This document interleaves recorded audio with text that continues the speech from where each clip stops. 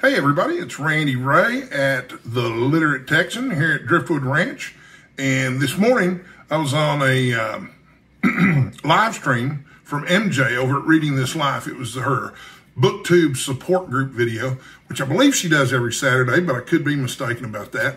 I've gone to some of these, but I hadn't gone to all of them. But one of the things that happened was people were brainstorming ideas about content for their channels. And there was a lot of enthusiasm for me to share about my experience owning and operating a bookstore. So everybody in the comments fields and the chat field seemed to think this was something they would be really interested in. So, you know, I'll tell some stories about it. And if this video's a hit, maybe I'll make some more. Anyway, I thought it would be appropriate for me to start telling you a little bit about how I grew up. I'm from a small town in Texas called Bonham, Texas, B-O-N-H-A-M, like John Bonham from Led Zeppelin. People think because of my accent that I'm saying bottom, B-O-T-T-O-M, which is not correct. It's Bonham. And it's a small town. When I grew up there in the 1970s and 1980s, you know, population of about 7,000 people. But we did have a bookstore, one bookstore, and it was on the square. And he carried both used and new books. Paul Cardwell owned the bookstore, and the store was called Cardwell's Books and Hobbies. And being a book nerd, I spent a lot of time there. Partially, I spent a lot of time there because he hosted a role-playing game on Saturdays there. And we did not play Dungeons & Dragons. We played a game called RuneQuest, which was one of Dungeons & Dragons' main competitors. But a good percentage of the books in his store were used books, and they were in the back where his desk was, which also served as his office. It was almost like it had three wings, but it was like a shotgun too. It went straight from front to back. And in the second room was all the role-playing game stuff, which, you know, we were into in those days, in spite of the satanic panic, which, you know, I'll talk about a little bit later in this video too, because I experienced some of that at my own bookstore, which is really weird because you would have thought the satanic panic was over in 2008, but apparently not among certain people. But that was kind of my introduction to the world of bookstores. And I just assumed that every small town and every medium-sized town and every large town, you know, had at least one bookstore. And, you know, talking with Paul's widow, Paul died, I don't know, 2 or 3 years ago. Paul owned the bookstore. But I was talking with his widow not too long ago, and she told me they wouldn't have been able to stay open if it hadn't been for his engraving machine. He sold engraved Bibles, and he didn't make enough money selling books to keep that place open. But engraving the Bibles, I don't think he made a lot of money owning the bookstore at all, but he also worked as a writer, freelance writer. Anyway, great guy. If you can find a copy of it, it's long out of print. He wrote America's Camping Book, which is a really cool book about camping that's way, way thicker than you could possibly imagine. But at any rate, that was kind of a neat thing growing up and hanging out in a bookstore all the time during my teen years in the 1980s. So anyway, I kind of carried that experience with me throughout my life. And then in 2002, I had kids, you know, and I had worked at a company called Hotels.com for a long time. I worked there for about a decade, but I also started my own business online. I did some online marketing type stuff. And I did very well with my online marketing business because I wanted to provide a good life for my wife and kids.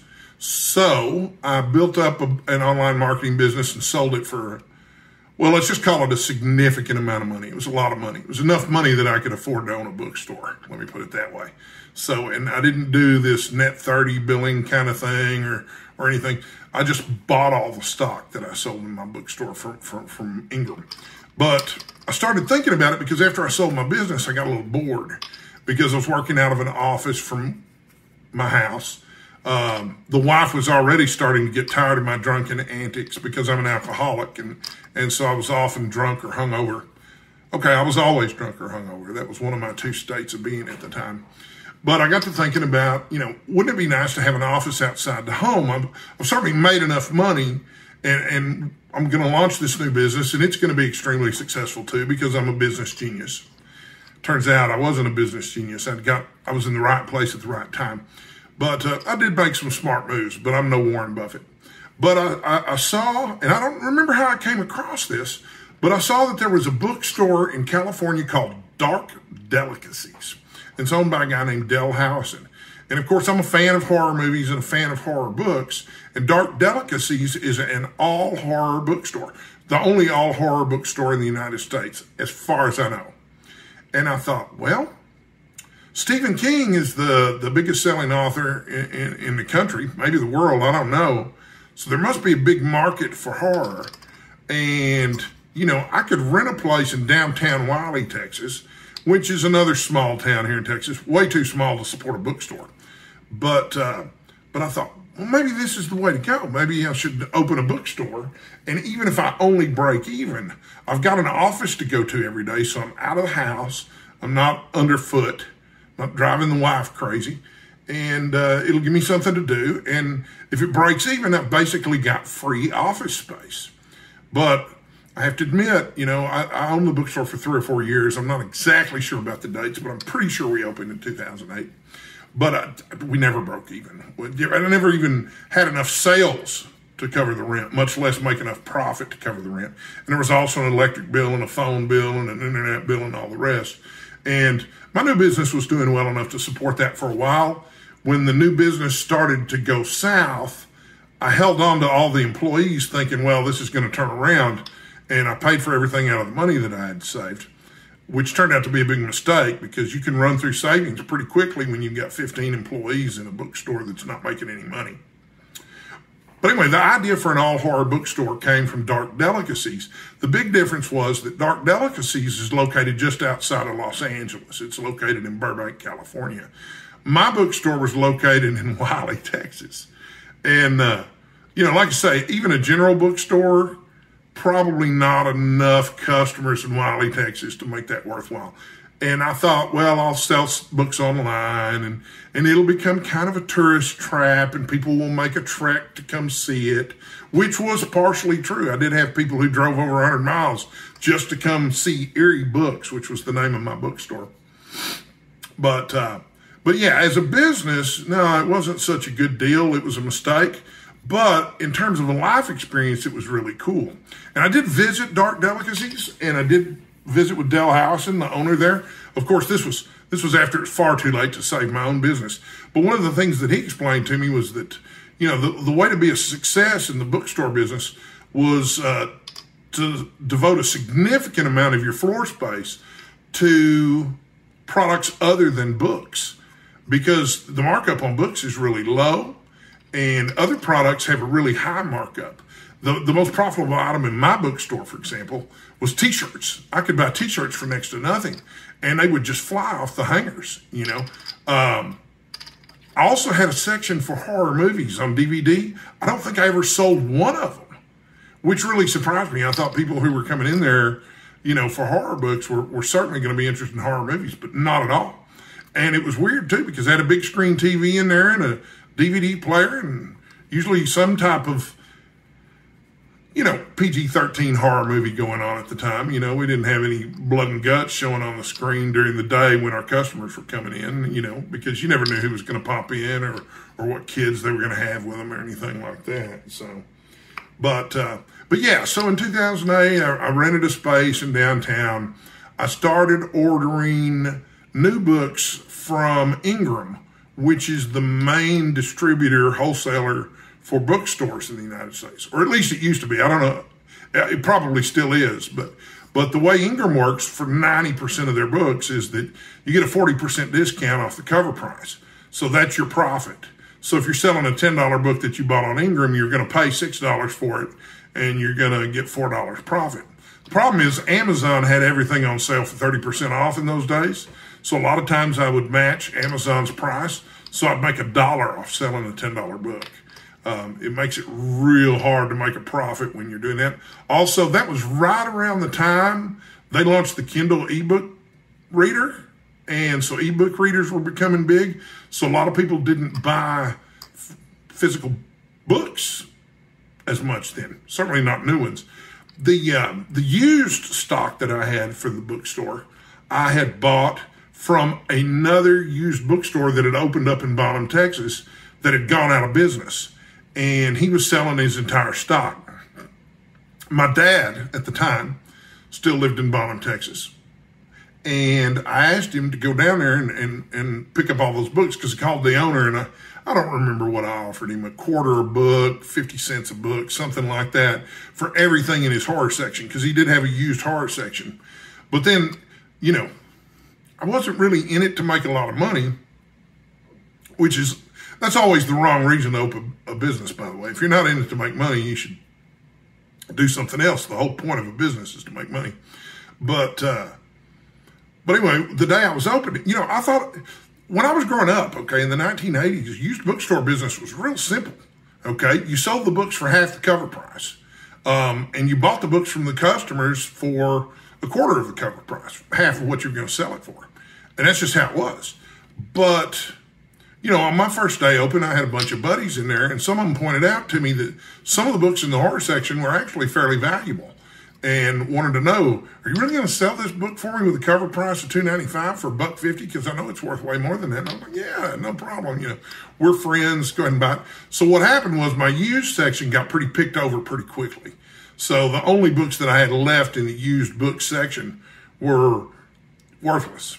And, you know, they sold like they were worthless, which is to say they sold not at all. But, you know, I gradually stocked the store over time. You know, every month I would research horror authors that I wasn't familiar with. You know, I'd look up Bram Stoker awards. I made sure, of course, that I had all of Stephen King's books, all of Clive Barker's books. Eventually, I want to say we had over 4,000 or 5,000 titles, which was a really nice selection of stock. But we were just in the wrong place. You just weren't going to sell that stock or make any money there. So when I eventually did close the bookstore, you know, I had to get rid of those 4,000 or 5,000 books. And that turned out okay. I can't complain about how that turned out. But I'm looking at my notes over here because I wrote a few things down because I didn't want to just go off the top of my head tonight because I'm a little tired. Saturday nights are like that for me. But the really fun thing about owning the bookstore were the events, because you wanted to draw customers in. And so one of the events that we used to have was anytime there was a horror author who was nearby or whatever, they would come in and do a signing. So Darren Bradley came in and signed his book. I'm trying to think who else. Joe Lansdale never came to the store, but I did have a bunch of autographed books that he sent me because, you know, Joe lives, I don't know, 2 or 3 hours east of here. I believe it's in Nacogdoches or something like that. But there's another author who came and did a book signing, Brian Everson, who's great, by the way. I really enjoyed his horror books. At one time, we had started to make arrangements for Brian Keene and Joe Hill and one other author to come out and do a reading and a signing. And I was real excited about that because, of course, Joe Hill is Stephen King's son. And I'd read some of Brian Keene's books. And Brian Keene was the one putting the thing together. But the main publisher for that kind of horror at that time was Leisure Books. And Leisure Books shut down their horror book division before we could ever make the signing happen. And I had followed up with Brian Keene and asked him, you know, if he wanted to, you know, still follow through on it and stuff like that. And, you know, I'm sure he was disappointed that his main marketplace or his main publisher for his books had gone under. So he had to look for new ways to publish his books. But I felt like he was a little short with me in his email back because he's like, well, now that Leisure Books is shut down, there's not much point in it, is there? And I was like, well, yeah, I guess not, you know, but hopefully you're going to find a new publisher. As far as I know, he's still publishing books, but I was real disappointed about that. So the book signings and the book readings were fun. But those weren't the only events that we had. We never did set up an ongoing role-playing game down there, but that was one of the things that I was always going to get to, but never did. We did occasionally have a movie night on Friday nights, and that was pretty fun.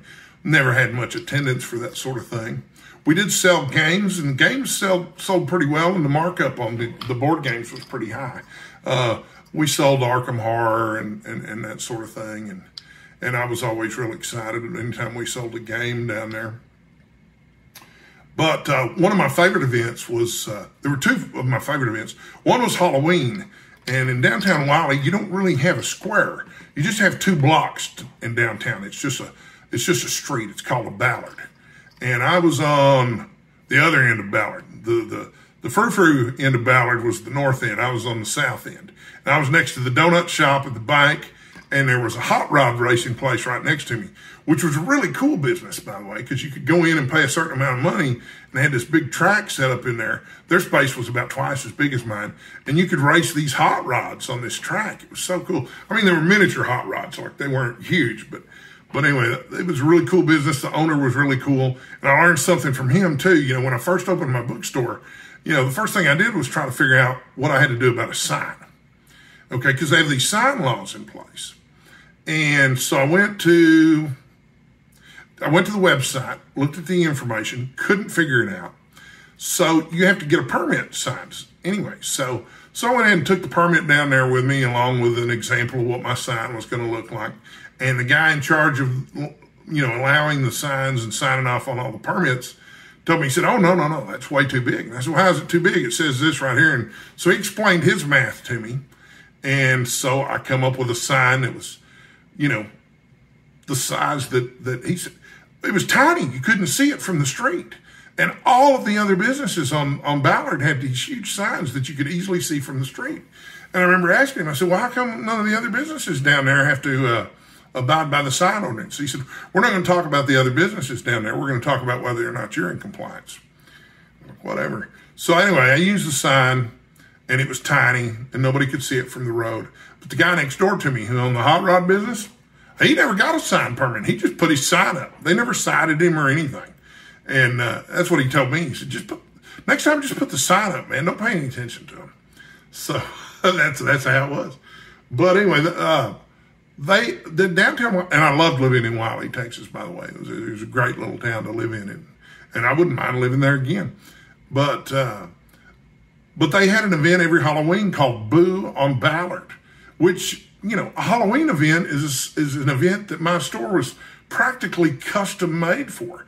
And the way it worked was, you know, people would walk up and down Ballard and get candy. They would trick or treat from all the retail establishments there. One year, they had set it up so that you had a route where you had to walk through the stores. So you would walk from the front of the hot rod store to the back door in the alleyway and come into my bookstore through the alleyway past my little office in the back.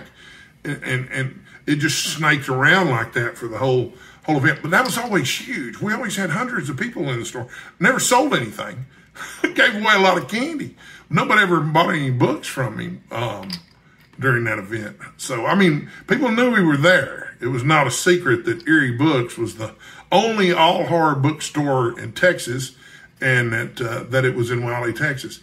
That was not my event, though. That was just an event I participated in. I did have an event, though, every year on January 8th, which was Elvis's birthday. And Joe Lansdale had written a book called Bubba Hotep, which was later made into a movie starring Bruce Campbell. And the premise is that, you know, Elvis didn't really die on the toilet.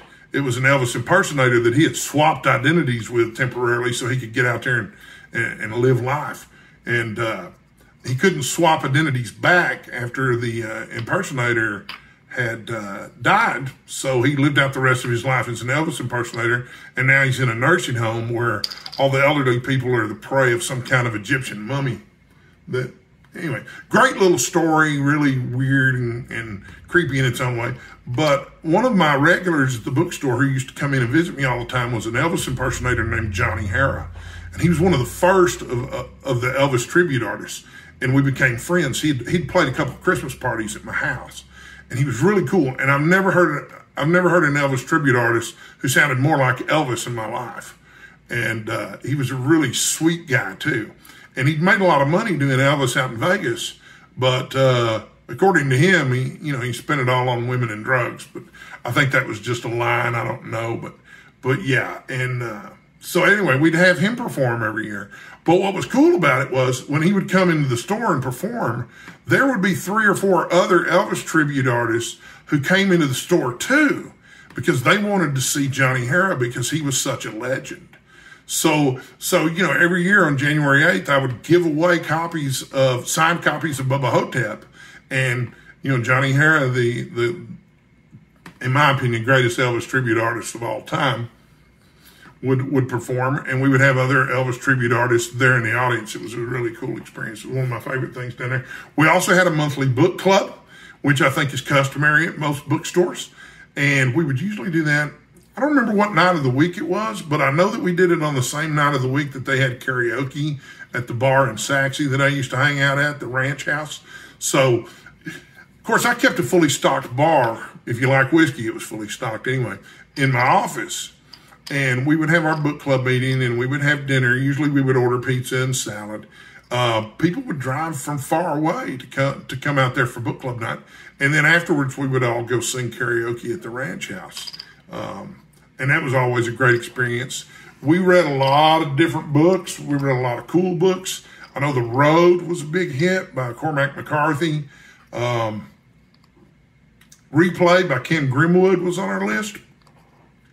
I don't remember all the books that we read. I'm sure we hit some classics in there too, like Dracula. There were some stinkers too. I don't remember the names of them, but they were not all good books. Fangland, I think, was one of the books we read that was a real stinker. It was not good at all. Some of My Blood by Theodore Sturgeon. I like Theodore Sturgeon as a writer. I did not like Some of Your Blood. I thought it was absolutely terrible. So what else was I going to talk about here? Oh, I was going to talk a little bit about the Satanic Panic. Okay, so when I was a teenager in the 1980s, everybody was convinced that anybody who played Dungeons and Dragons was learning sorcery and involved in witchcraft and were Satanists. And I got to experience some of that as a teenager. We'd made arrangements with the principal of the school to play Dungeons and Dragons while we were hanging out waiting for classes to start in the morning, because in Bottom, Texas, everybody's going to work in the morning. So you drop the kids off half an hour early, and so you're hanging out in the cafeteria. Well, the teacher that was in charge of monitoring the cafeteria was I believe, a Baptist minister. And so the first or second day that we played Dungeons and Dragons, he sat us down and gave us a good talking to about how, basically we were playing with power. And he marked up our book. He marked up our Dungeon Master's Guide and stuff. And he was had a pretty authoritative voice. So, by the end of the half hour, everybody hanging out in the cafeteria knew that me and my 4 or 5 buddies who were playing D&D in the morning were all Satan worshipers and sorcerers and stuff. And anyway, it was a crazy time to be alive, So, you think that people have grown out of that, but there was a contingent of people in Wiley, Texas, and I don't know how large it was, but occasionally I would get someone come in and give me the riot act for selling horror books, for selling books by Stephen King. And in fact, at one point, the church across the street from my bookstore opened their own bookstore in competition with me, selling Christian books. But they're not really competing with me because, I did have some Christian books. I carried the Left Behind series, which I always pointed out to them that, I was an equal opportunity horror book seller. But I just thought it was so odd that they felt the need to open. But anyway, yeah, and I'd occasionally get some pretty stern lectures from folks that came in there. So I don't think it was a popular business at the time among that crowd, but, they didn't have like city council meetings where they tried to put me out of business or anything. But I do think it had something to do with my difficulty getting a sign of an appropriate size. So anyway, also, when I originally opened the bookstore, the idea was it was just going to be me there. The problem is when you drank as much as I did and took as many pills as I did at the time, it was really hard to stick with a set schedule, even if your schedule was like noon to 6. So I eventually I had to make a choice. I either had to hire employees to run the bookstore for me when I wasn't there, or I just had to be closed when I couldn't be there. So I opted to go ahead and have somebody there because, minimum wage isn't very much. And there were people, anyway, just a real interesting cast of characters who wound up working there with me. And I'm still friends with a lot of them. They've grown up a little bit now since that was 15 years ago. But yeah, it was a pretty interesting experience. But then, closing the bookstore was really sad, but I was running out of money. We were talking about moving to Denton, Texas, which is where we live now. separately, of course. The wife and I have been divorced. But I had to figure out what to do with all the stock. And I looked into having one of those big closing sales where they have the yellow and red signs. But they charge a lot of money for that. And so I decided to go another route. I started selling my books by lot on eBay. And eventually, a bookstore in California saw one of my listings and negotiated a deal where they would buy all my books that I had left, or almost all of them. And so when all was said and done, you know, they'd bought almost the entire stock there, which was great. But I had some stock left, which I started selling at a local flea market that was open every week. It was called Vicon Village, really low rent place. But it gave me some place to go on the weekends, and it was kind of fun. The daughters liked hanging out there with me, and I liked sitting there and shooting a bull with the other guys. There was a guy who owned a video store there. This was really interesting to me. It was an indoor flea market. And at the time, there was a place there called Video Village. And of course, in 2008, everybody would switch to DVDs. But Video Village still sold VHS tapes, sold and rented VHS tapes. And I almost bought out his entire stock. I had the money to buy it all, but we couldn't settle on a price because I believe he wanted, this is going to sound crazy, I believe he wanted 25 cents per video, and I was only willing to give him 20 cents a video, and we were never able to come to terms. But I almost bought an entire video store from a flea market that had regular customers. There were people out there who still had VCRs. There was also a couple of old guys there who sold tools, and they just had their little booth there that was full of tools. There was a head shop in there that was never open. The owners never came in and opened the doors. There was a tarot card reader there who also never opened. I never once saw her open the doors. The signage was there. Years before I had opened, they also had dogs there. They had a kennel in the back where they would sell dogs, but that was long gone by the time I owned that place. And our big strategy for getting customers into the flea market there was I would find what I thought was a potentially interesting item to sell, and I would go list it on Craigslist. And for you to buy it on Craigslist, you had to come meet me at Vicon Village and give me cash for it. And all the other merchants were doing the same thing too, and that's how Vicon Village was getting people coming in. But I understand it's completely renovated and it's not the same kind of thing anymore, but it was an interesting thing. There was a little food court in there, had some really great, authentic Mexican food. But anyway, that's a more or less random set of memories from my days as a bookstore owner. And there's probably a lot more biographical detail about me in there than you might have ever thought you were interested in.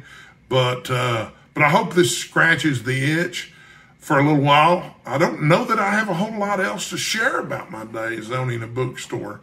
MJ and the other folks on the call this morning suggested that I make this a series and call it Confessions of a Former Bookstore Owner, which I think is a great title. But I don't know that I have a series worth of stories to tell. If I think of something else, I will post it. But anyway, I hope y'all enjoyed this trip down memory lane with me. And, if you're thinking about owning a bookstore and you have any questions about what it was like 15 years ago, you can ask me in the comments. But in my other video about owning a bookstore, someone pointed out to me that the business had changed since I was in it. So you got to keep that in mind too. But anyway, until next time, which will be soon, I hope, stay hydrated, folks.